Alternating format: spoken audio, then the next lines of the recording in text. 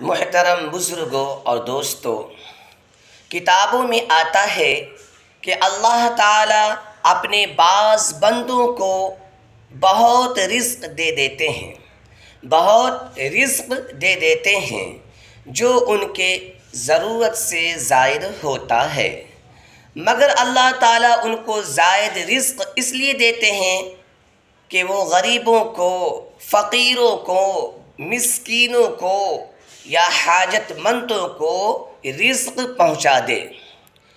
اگر وہ پہنچاتے رہتے ہیں تو اللہ تعالیٰ ان کو دیتے رہتے ہیں۔ اگر پہنچانے میں کمی اور کوتاہی کرتے ہیں تو ان کی مثالیں آپ اپنی زندگی میں دیکھ سکتے ہیں۔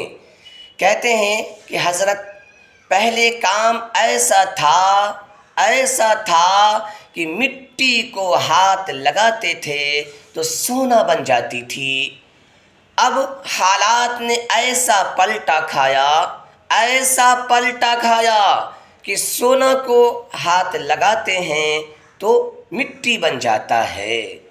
جی ہاں، جب اللہ تعالیٰ نے یہ موقع دیا تھا کہ مٹی کو ہاتھ لگاتے تھے تو سونا بن جاتی تھی، تو سارا سونا تمہارے لیے نہیں تھا، اس میں غریبوں کا بھی حق تھا، فقیروں کا بھی حق تھا، حاجت مندوں کا بھی حق تھا۔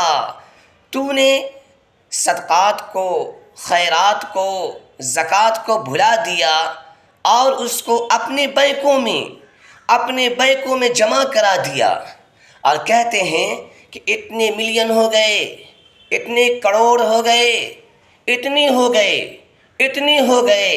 اللہ کہتا ہے کہ ڈاکیا ڈاک نہیں پہنچا رہا ہے۔